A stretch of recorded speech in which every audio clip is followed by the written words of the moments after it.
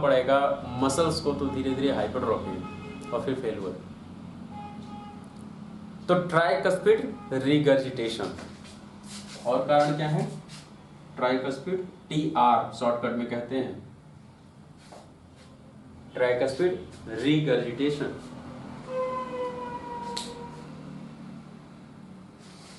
या कोई इसके कारण और हो सकते हैं, अगर कार्डिया ही वीक हो, कार्डिया ही पंप ना कर पाए। अगर कार्डिया वीक होगा तो भी आपको पैथोलॉजी, कार्डियक पैथोलॉजी जनरेट होगी और वहां भी आपको दिक्कत होगी। तो ये समझ में आया दोनों। थोड़ा सिम्टम बताते हैं। ये तो हो गए कॉजेज, थोड़े सिम्टम्स डिस्कस करते हैं कि राइट वेंट्रिकल के कुछ खास सिम्टम्स क्या क्या हैं।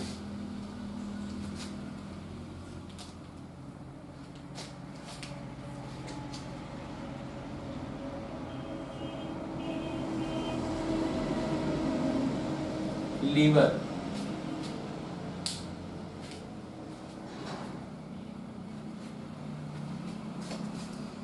ये जो इंफीरियर वेना केवा है,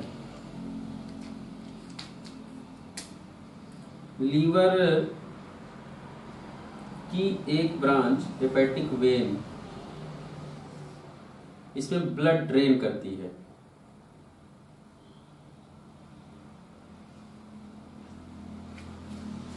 हेपेटिक वेन ब्लड ड्रेन करती है और लीवर के अंदर हेक्सागोनल सेल्स हैं।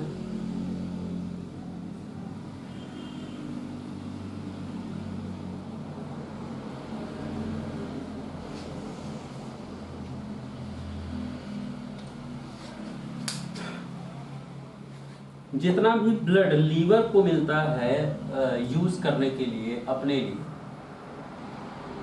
जितना भी ब्लड लीवर को मिलता है यूज करने के लिए, अपने लिए, उसको यूज करके लीवर अपना ब्लड कहाँ ड्रेन करता है? इंफीरियर वेना केवा में। और इंफीरियर वेना केवा कहाँ लाता है? राइट एट्रियम में। राइट एट्रियम कहाँ लाता है? राइट वेंट्रिकल में। राइट वेंट्रिकल फिर आगे सोचो राइट वेंट्रिकुलर फेलुअर हो जाए तो राइट एट्रियम का ब्लड इसमें आ पाएगा पूरा? ये अगर पंप ही ना करे, अगर ये पंप करना बंद कर दे तो धीरे धीरे यहाँ कंजेशन होना शुरू हो जाएगा, ब्लड भरना शुरू हो जाएगा। और जब अगर यहाँ से पंप नहीं होगा तो धीरे धीरे राइट एट्रियम में भरना शुरू हो जाएगा, बैक फ्लो होगा, और फिर धीरे धीरे सुपीरियर वेना केवा में, और फिर उसके बाद इंफीरियर वेना केवा में ब्लड बैक फ्लो होना शुरू हो जाएगा, कंजेशन होगा, ओवरलोड होगा। ये ओवरलोड इनवर्सली एक के बाद एक पर प्रेशर डालता चला जाएगा। Left ventricle right ventricle right atrium पे, राइट एट्रियम वेना केवास पे, वेना केवास फिर बाद के जो ब्रांचेस होंगे। अगर सुपीरियर वेना की बात करें, वेना केवा की बात करें, सुपीरियर वेना केवा, तो सुपीरियर वेना केवा कार्डिया यहाँ है और यहाँ से आती हुई फिर दो पार्ट में डिवाइड हो जाती है। एक ब्रांच इधर चली जाती है, एक ब्रांच इधर चली जाती है, हेड को आ जाती है।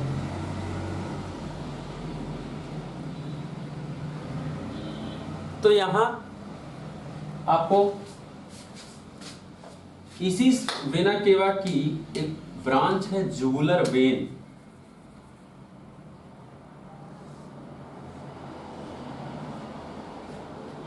जुगुलर वेन, अगर ये ब्लड बैक फ्लो होगा तो जुगुलर वेन में ओवरलोड होगा नहीं होगा?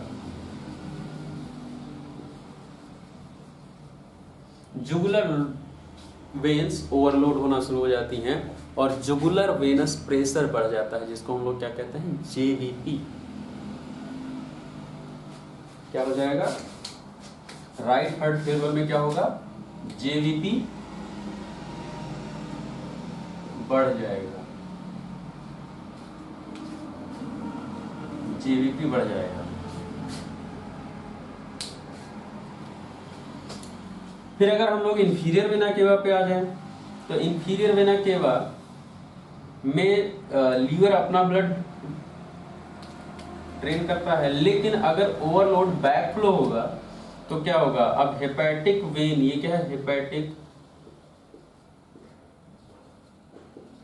वेन भी ओवरलोड होना शुरू हो जाएगी और इसका ब्लड जो फॉरवर्ड जाना चाहिए यहां वेना केवा में ना जाकर ये कहां भरना शुरू हो जाएगा? सेल्स के अंदर। ये ब्लड लीवर के अंदर भरना शुरू हो जाएगा। ये ब्लड कहां भरना शुरू हो जाएगा? लीवर के अंदर। और हाइड्रोस्टैटिक प्रेशर यहां का बढ़ जाएगा, तो यहां से फ्लूइड यूज होना शुरू हो जाएगा। अब अगर लीवर के अंदर फ्लूइड फिलिंग होनी शुरू हो जाएगी, फ्लूइड भरना शुरू हो जाएगा, हेक्सागोनल सेल्स खाली नहीं होंगे और उनका साइज बढ़ना शुरू हो जाएगा धीरे धीरे, क्योंकि वहां फ्लूइड भर रहा है धीरे धीरे। क्यों? क्योंकि बैक फ्लो हो रहा है, तो लीवर का साइज धीरे धीरे बढ़ जाएगा। हेपेटोमेगैली क्या मिलेगा? क्या मिलेगा? हेपेटोमेगैली, हेपेटोमेगैली मिलेगा। हेपेटोमेगैली लीवर के कवरिंग पे पेन सेंसर्स होते हैं। इस कवरिंग पे पेन सेंसर्स होते हैं।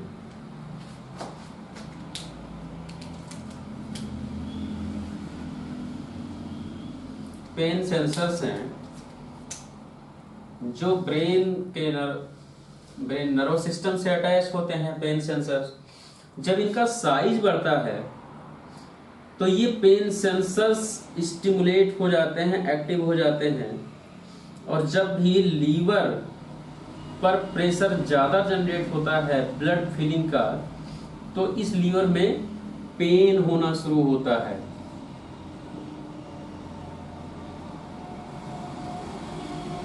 इस लीवर में पेन होना शुरू होता है। टेंडर लीवर हेपेटोमेगैली, टेंडर हेपेटोमेगैली होगा। टेंडर मतलब पेनफुल, जैसे आप हाथ लगाओगे उसको दर्द होगा। टेंडर हेपेटोमेगैली।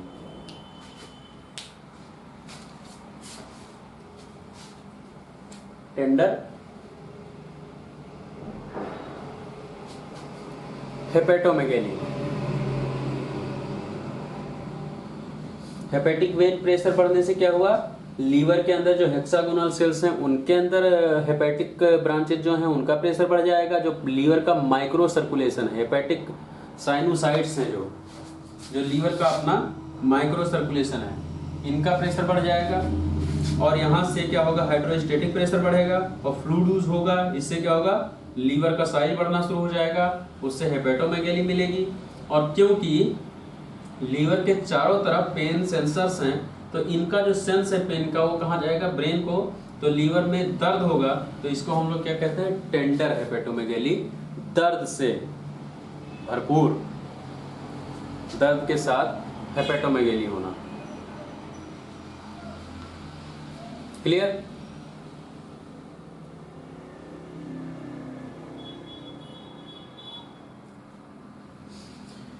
कोई जरूरी नहीं है कि ये टेंडर ही होगा, याद रखना।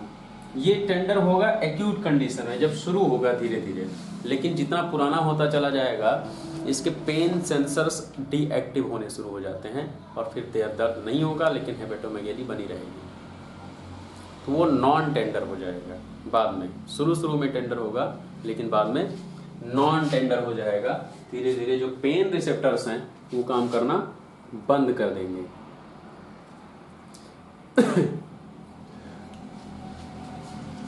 और भी कुछ पॉइंट्स समझने लायक हैं। समझने लायक ये है कि लीवर को बैकफ्लो आया, अब लीवर को भी तो कोई आर्टरी सप्लाई कर रही होगी।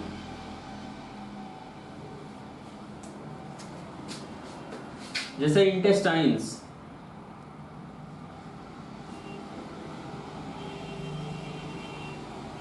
इंटेस्टाइन्स,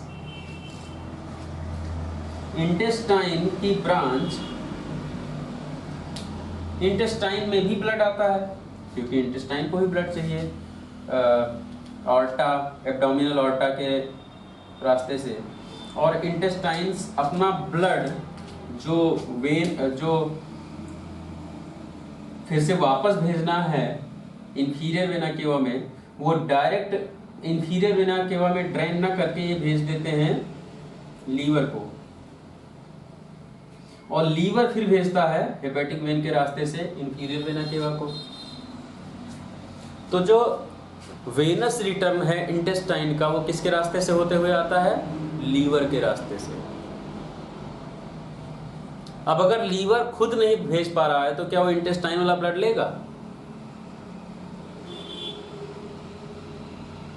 इंटेस्टाइन का भी ब्लड नहीं लेगा वो। अब क्या होगा?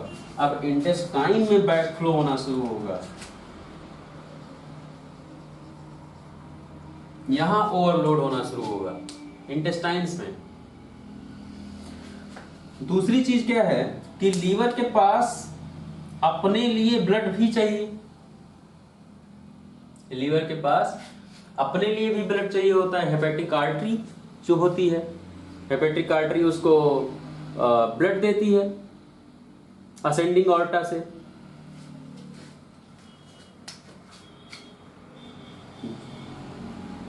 एक ब्रांच में यही बना देता हूं इसे, ये हेपेटिक आर्टरी है। तो यहां से O2 लीवर को आता है और यहां से टी ऑक्सीजनेट होकर ब्लड यूज होकर फिर से इंफीरियर वेना केवा में चला जाता है। और ये एब्डोमिनल ऑर्टा की ब्रांचेस होती हैं जो सप्लाई करती हैं नीचे के ऑर्गन को सबको। तो यहाँ से ब्लड आता है और यहाँ से चला जाता है, इधर से भी ब्लड आ रहा है। तो लीवर के पास दो रास्तों से ब्लड आता है, यहाँ से ऑक्सीजनेटेड ब्लड आता है, यहाँ से डीऑक्सीजनेटेड ब्लड आता है। इसको क्या कहते हैं? पोर्टल वेन, क्योंकि ये ब्लड को पोर्ट करती है, ट्रांसपोर्ट करती है, इसलिए इसको क्या कहा जाता है? Portal vein. तो पोर्टल वेन में भी प्रेशर बढ़ना शुरू हो जाता है, पोर्टल हाइपरटेंशन इसको कहते हैं। क्यों बढ़ना शुरू हुआ? क्योंकि लीवर आगे भेज नहीं रहा है और इधर से भेजा जा रहा है इंटेस्टाइन से, तो इस एरिया में प्रेशर बढ़ता चला जाएगा। इसको क्या कहेंगे? Portal hypertension, portal hypertension. और जो पोर्टल वेन्स हैं, इनकी वेन्स जो इंटेस्टाइन से जुड़ी हैं आगे पतली पतली, इनको कहा जाता है मेजेंट्रिक वेन्स। मेजेंट्रिक प्लेक्सस पढ़ा होगा तुम लोगों ने। ये जो वेन्स हैं इनको क्या कहते हैं? Mesenteric veins. तो ये मेजेंट्रिक वेन्स पोर्टल वेन बनाती हैं, और पोर्टल वेन कहाँ आता है? ड्रेन कहाँ ब्लड करता है? लीवर में, और लीवर इस ब्लड को लेकर जाता है इंफीरियर वेना केवा में। अब अगर इंफीरियर वेना केवा ब्लड यहाँ ना भेजकर वापस भेजना शुरू कर दे तो हेपेटिक वेन में प्रेशर बढ़ जाएगा पहले, फिर लीवर में बढ़ेगा, फिर ऐसे बैकवर्ड जाएगा, फिर यहाँ पोर्टल हाइपरटेंशन और फिर मेजेंट्रिक ओवरलोड। ब्लड आ पाएगा इंटेस्टाइन से।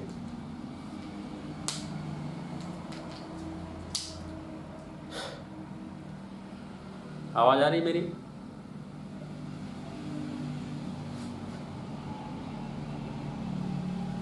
ऐसा तो नहीं मैं अपने आप को पढ़ा रहा हूं, तुम लोगों को कुछ समझ में नहीं आ रहा है अभी?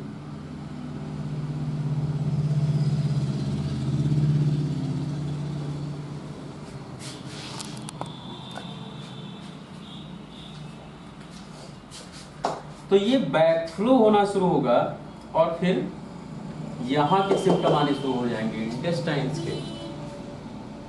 और इंटेस्टाइन्स से पहले एक तो हेपेटोमेगेली जो हो रहा था, यहीं पर स्प्लैंक्निक आर्टरी भी होती है।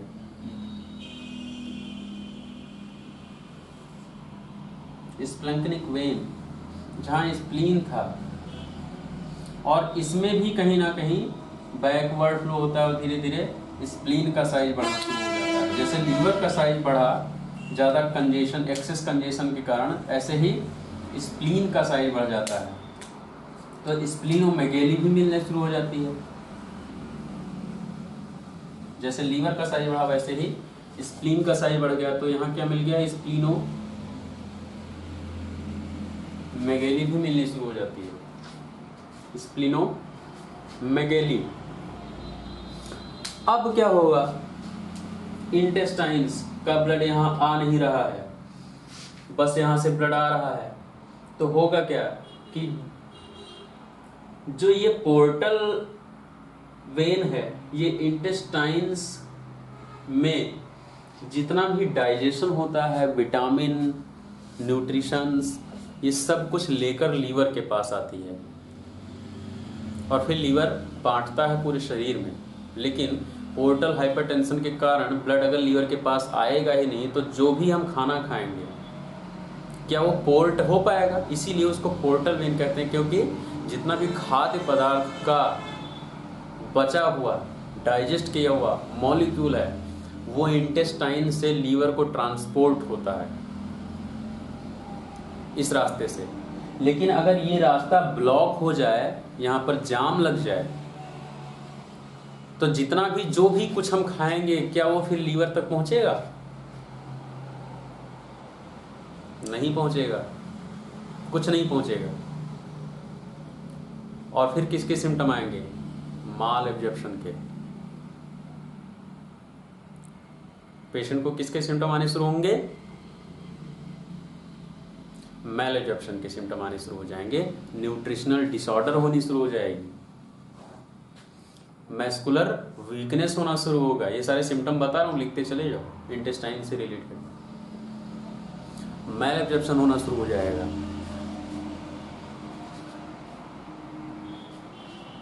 मैल एब्जॉर्प्शन होना शुरू होगा, न्यूट्रिशनल डिसऑर्डर्स होंगे, मैस्कुलर वीकनेस होनी शुरू हो जाएगी, वेट लॉस होना शुरू हो जाएगा,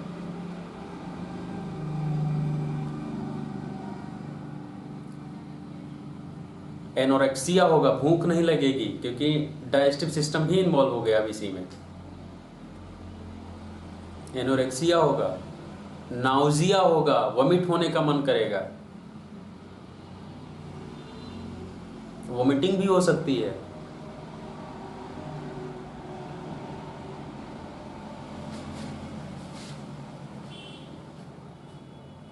टेस्टलेसनेस हो सकता है, टेस्ट का ना पता चले, क्योंकि डाइजेस्टिव सिस्टम इन्वॉल्व हो गया है।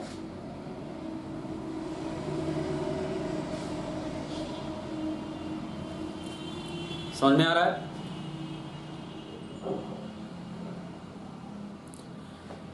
और भी चीजें हैं। पोर्टल हाइपरटेंशन जब भी बढ़ता है, पोर्टल हाइपरटेंशन क्या है? जो एब्डोमेन है, जैसे इंटेस्टाइन्स है नीचे एपिगैस्ट्रिक एरिया में, सॉरी अम्बिलिकस से नीचे, उसके बाद पोर्टल हाइपरटेंशन, पोर्टल वेन। अब पोर्टल वेन का प्रेशर जब बढ़ता है तो इसका हाइड्रोस्टैटिक प्रेशर बढ़ जाएगा। तो हाइड्रोस्टैटिक प्रेशर जब बढ़ता है तो होता क्या है? लीकेज, यहां से वाटर लीक होना शुरू होगा, और क्योंकि पोर्टल वेन एक वाइड, पोर्टल वेन एक वाइड ल्यूमेन का रास्ता है, ज्यादा क्वांटिटी में ब्लड आता है वहां से, इंटेस्टाइन से। तो यहाँ जब हाइड्रोस्टैटिक प्रेशर बढ़ता है तो फ्लूइड ऊजिंग शुरू होती है, फ्लूइड लीकिंग शुरू होती है, और कॉन्टिन्यू फ्लूइड लीक होता रहता है। और ये फ्लूइड कहाँ इकट्ठा होता है? पेरिटोनियल कैविटी में, पेट की कैविटी में, जिसको हम लोग क्या कहते हैं? एसाइटीज। इसको हम लोग क्या कहते हैं? एसाइटीज। तो राइट वेंट्रिकुलर फेल्योर में आपको क्या मिल सकता है? एसाइटीज। पेट में पानी भरा मिल सकता है।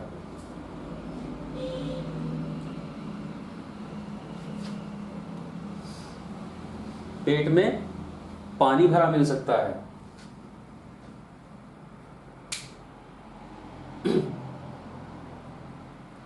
समझ में आ रहा है सारी चीजें?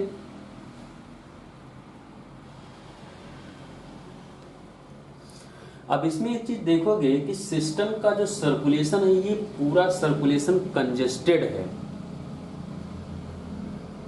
समझ में आ रहा है? और जितने भी जो भी सिस्टम है, सबका हाइड्रोस्टैटिक प्रेशर बढ़ा हुआ है। अब ये जो हाइड्रोस्टैटिक प्रेशर बढ़ा हुआ है, ये आपका कहीं किसी भी वेन का हो सकता है जहां का हाइड्रोस्टैटिक प्रेशर बढ़ सकता है, कहीं किसी भी वेन का। ये तो एसआईटीज हो गया। तो कोई अब जितने भी वेन हैं, कहीं का भी वेन है, सब जगह से लीकिंग शुरू होगा धीरे धीरे, क्योंकि प्रेशर तो हर जगह बढ़ेगा, सब जगह तो बैकवर्ड होगा फ्लो, क्योंकि आर्टीरियल सिस्टम क्योंकि इंफीरियर और सुपीरियर वेना केवा ही फेल है, तो उन्हीं में तो हर जगह का वेन का ब्लड आता है। और सोचो बॉडी में जितने सारे वेन हैं, सबके साथ ऐसा शुरू हो जाए तो सब लोग लीक करेंगे नहीं करेंगे?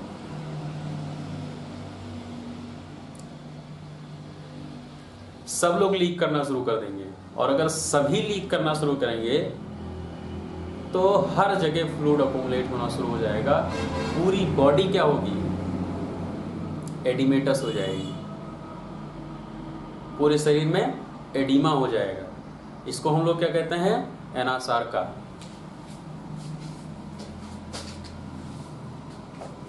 एनासार्का।